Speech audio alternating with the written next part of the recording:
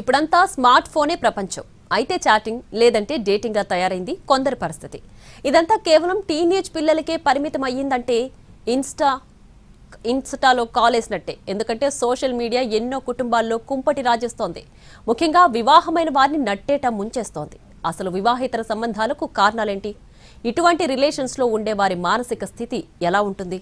మానసిక వైద్య నిపుణుల మాట ఏంటి?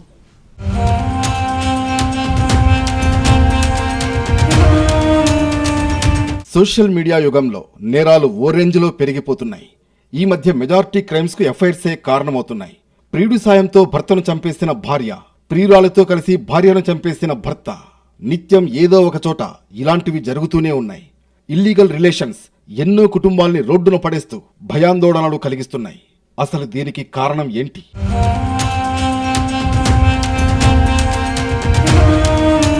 ఇవన్నీ భార్యాభర్తల మధ్య అవగాహన, సత్సంబంధాలు లేకపోవడం, దంపతుల్లో ఒకరిపై మరొకరికి ప్రేమ, నమ్మకం లేకపోవడం వల్ల ఇతరుల వైపు ఆకర్షితులవుతున్నారని మానసిక నిపుణులు చెబుతున్నారు. ఇష్టం లేకుండా కుటుంబ సభ్యుల ఒత్తిడితో బలవంతంగా పెళ్లిళ్లు చేసుకోవడం, భార్యాభర్తల మధ్య తగినంత కమ్యూనికేషన్ లేకపోవడం, ఒకరి కోసం ఒకరు సమయం ఇవ్వకపోవడం మరో కారణమంటున్నారు. ఎమోషనల్ బాండింగ్ లేకపోవడంతో దూరం పెరగడం, మరోవైపు తమ భాగస్వామితో లైంగికంగా సంతృప్తి చెందకపోవడం వల్ల కూడా వివాహేతర సంబంధాలు పెరుగుతున్నాయనేది వైద్య నిపుణుల మాట. సోషల్ మీడియాలో పెరుగుతున్న కొత్త కొత్త పరిచయాలు ఇతరులతో అనైతిక బంధాలు పెట్టుకోవడానికి ప్రధాన కారణమవుతున్నాయని వారు చెబుతున్నారు. ముఖ్యంగా పనిచేసే ప్రదేశాల్లో ఏర్పడిన పరిచయాలు కూడా వివాహేతర సంబంధాలను పెంచేస్తున్నాయని వారంటున్నారు. బట్ సైకలాజికలీ వీక్ ఉన్న వాళ్ళు, ఈ పర్సనాలిటీ డిజార్డర్స్తో బాధపడుతున్న వాళ్ళు right and wrong, good or bad ఇవన్నీ జడ్జ్ చేసే సిచ్యువేషన్లో ఉండరు. విచక్షణ పోతుంది. సో న్యాచురల్లీ వీళ్ళు ఇలాంటి అక్రమ సంబంధాల్లోకి వెళ్ళే అవకాశం చాలా ఎక్కువ ఉంటుంది. అక్రమ సంబంధాలే కాదు, మనం ఆన్లైన్ గేమ్స్ చూసినా, గ్యాంబ్లింగ్ చూసినా, ఆల్కహాల్, స్మోకింగ్, గంజాయి ఇవన్నీ కూడా ఈ వనరబుల్ సెక్షన్ ఆఫ్ పీపుల్లోనే ఇవన్నీ ఎక్కువ చూస్తాం. వీటిని ఇంకా కరెక్ట్గా చెప్పాలంటే ఇంపల్స్ కంట్రోల్ డిజార్డర్స్ అంటారు.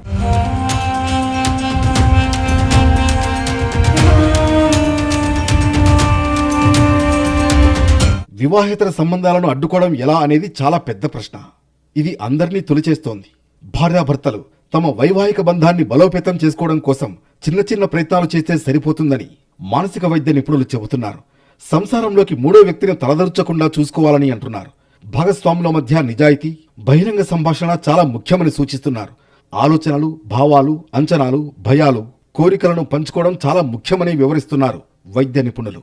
దంపతుల మధ్య సమస్యలు తలెత్తినప్పుడు వాటిని వెంటనే చర్చించి పరిష్కరించుకోవడం చాలా అవసరమంటున్నారు. Personality, some mental illness, some postpartum depression నుంచి ఏమైనా పర్సనాలిటీలో ఇష్యూస్, అదంతా వల్ల ఒక ఇమోషనల్ డిస్కనెక్ట్ అయ్యి జనరలీ అగైన్ సోషల్ మీడియాలో అట్రాక్షన్, ఎవరైనా కొద్దిగా అటెన్షన్ ఇవ్వటం, లైక్స్ ఇవ్వటం, ప్రేజ్ చేయటం, తనకి ఒక రెస్క్యూ, ఒక లైఫ్ లైన్ లాగా అనిపిస్తుంది.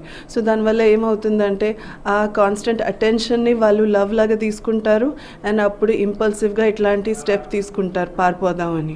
బట్ వాళ్ళకి ఇది అర్థమవుతుంది దట్ లాంగ్ టర్మ్లో ఎంత pain. Now this child obviously ఒక silent victim and definitely will have future issues, abandonment issues, trust issues, emotional impact బాగా పడుతుంది. ప్రస్తుత సమాజంలో వివాహేతర సంబంధాల కారణంగా చాలా మంది జీవితంలో పెళ్లైన కొన్నాళ్లకే విడాకులకు దారితీస్తున్నాయి.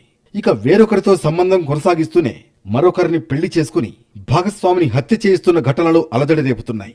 భార్య లేదా భర్త తమ భాగస్వామిని అడ్డు తొలగించుకుని ప్రేమించిన వారితో సుఖంగా జీవితాంతం ఉండొచ్చనే భ్రమలో చేస్తున్న నేరాలు వారిని జైలు జీవితం అనుభవించేలా చేస్తున్నాయి.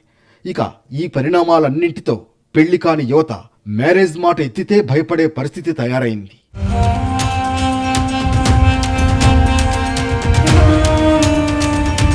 నిజానికి పెళ్లి అంటే ఒక పవిత్ర బంధం. మన దేశ ఆచార వ్యవహారాల్లో పెళ్లికి ఒక ప్రత్యేక స్థానం ఉంది. ఒకప్పుడు పెళ్లైందంటే స్త్రీ గాని పురుషుడు గాని పరాయి వారిని కన్నెత్తి కూడా చూడని పరిస్థితి ఉండేది. అలాంటి కట్టుబాట్లను స్వయంగా పాటించేవారు. ఇప్పుడు సమాజంలో అవన్నీ కనుమరుగవుతున్నాయి. పెళ్లి అంటే బంధాలన్నీ తెంచుకుని ఒక స్వేచ్ఛా ప్రపంచంలోకి వచ్చామని చాలా మంది స్త్రీ పురుషులు భావిస్తున్నారు. పెళ్లికి ముందు కంటే పెళ్లి తర్వాతే కొందరు ఇతరులతో లైంగిక సంబంధాలు ఎక్కువగా పెట్టుకుంటున్నారు. ఇవి కాస్త భాగస్వామికి తెలియడంతో కాపురంలో గొడవలు, కేసుల దాకా వెళుతున్నాయి. ఆపై హత్యలు, ఆత్మహత్యలకు దారితీస్తున్నాయి. 2 కుటుంబాలు రోడ్డున పడటమే కాకుండా పిల్లల జీవితం అగమ్యగోచరమవుతోంది. తాజాగా సోషల్ మీడియాలో పరిచయమైన వ్యక్తి కోసం ఓ మహిళ 17 నెలల చిన్నారిని బస్టాండ్లో వదిలేసి వెళ్లిన ఘటన అందరినీ కలచివేసింది. ఇటువంటి హృదయ విదారకమైన ఘటనలు ఈ మధ్య కాలంలో ఎక్కువగా జరుగుతున్నాయి.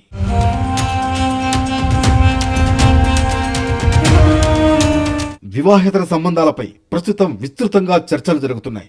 ఇలాంటివి పెరగడానికి చాలా కారణాలున్నాయి. వివిధ కేసుల్లో సుప్రీంకోర్టు, చాలా రాష్ట్రాల హైకోర్టులు ఇచ్చిన తీర్పులను కొందరు తప్పుగా అర్థం చేసుకుంటున్నారు. ఆ తీర్పులు స్పెసిఫిక్ గా ఆ కేసుల కోసమే చెప్పినవి. అయినా వీటిని సాకుగా చేసుకుని తప్పుడు దారిలో నడుస్తున్నారన్న వాదనలు ఉన్నాయి. గత కొన్నేళ్లలో ఈ వివాహేతర సంబంధాలకు సంబంధించిన చట్టాలు కూడా చాలా మారాయి. అంతేకాకుండా స్త్రీ పురుష సమానత్వం, సమాజంలో స్వేచ్ఛగా జీవించాలని భార్యాభర్తలు భావించడం, చట్టంలో వచ్చిన మార్పులు సహా అనేక కారణాల వల్ల దేశంలో ఇల్లీగల్ అఫైర్స్ పెరుగుతున్నాయని నిపుణులు చెబుతున్నారు.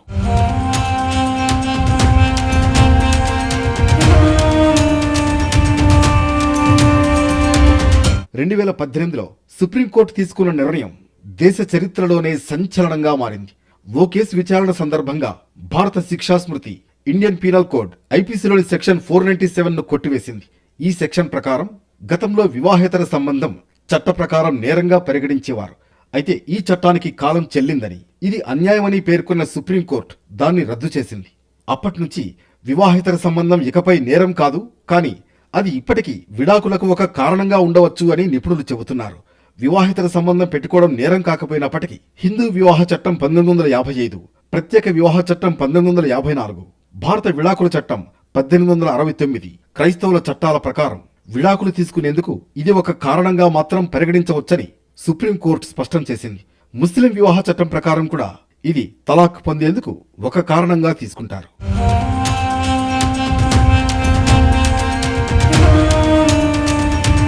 మొత్తంగా వివాహేతర సంబంధాలు పెరగడానికి ప్రధాన కారణాల్లో సోషల్ మీడియా కీ రోల్ పోషిస్తోంది. ఇన్స్టాగ్రామ్, ఫేస్బుక్, ట్విట్టర్ వంటి సోషల్ మీడియా ప్లాట్ఫామ్లలో నేరుగా అపరిచితులతో స్నేహం చేయడానికి అవకాశం ఉంది. ఆ పరిచయాలు కుటుంబాలను వదిలి వచ్చేసేంతలా ఎమోషనల్ బాండ్కి వెళ్లిపోతున్నాయి. ఇలా బాండింగ్ రావడానికి కేవలం ఇంట్లో పరిస్థితులు కారణంగా కనిపిస్తున్నాయని నిపుణులు చెబుతున్నారు. భర్త భార్యపై ఆసక్తి కోల్పోవడం, అనుకున్న తీరులో రెస్పెక్ట్ ఇవ్వకపోవడం ప్రధానంగా కనిపిస్తున్నాయి.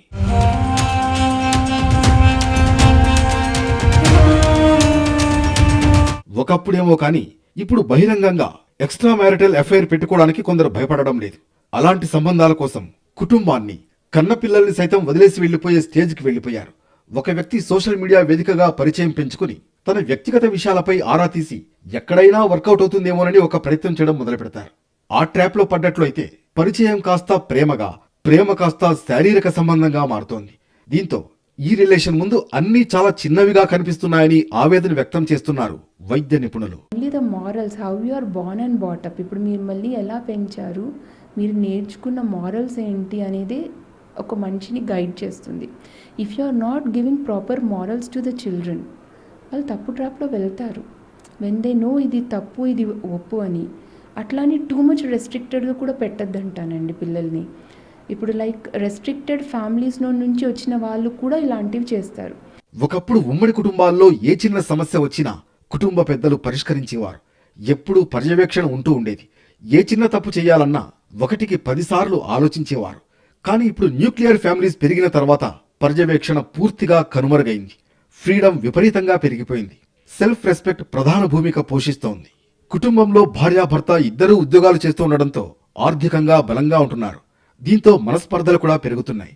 అందుకే ఉద్యోగాల నుంచి ఇళ్లకు చేరుకున్న తర్వాత ఒకరి కోసం ఒకరు సమయం కేటాయించడంతో పాటు ఒకరినొకరు గౌరవించుకోవడం, ఒకరి కష్టాలు మరొకరు తెలుసుకోవడం, ప్రతిదీ షేర్ చేసుకోవడం అలవర్చుకుంటే, క్రమశిక్షణతో కూడిన పునాదులు వేసుకుంటే వివాహ జీవితంలో ఎలాంటి కల్లోలాలకు తావుండదని నిపుణులు సూచిస్తున్నారు.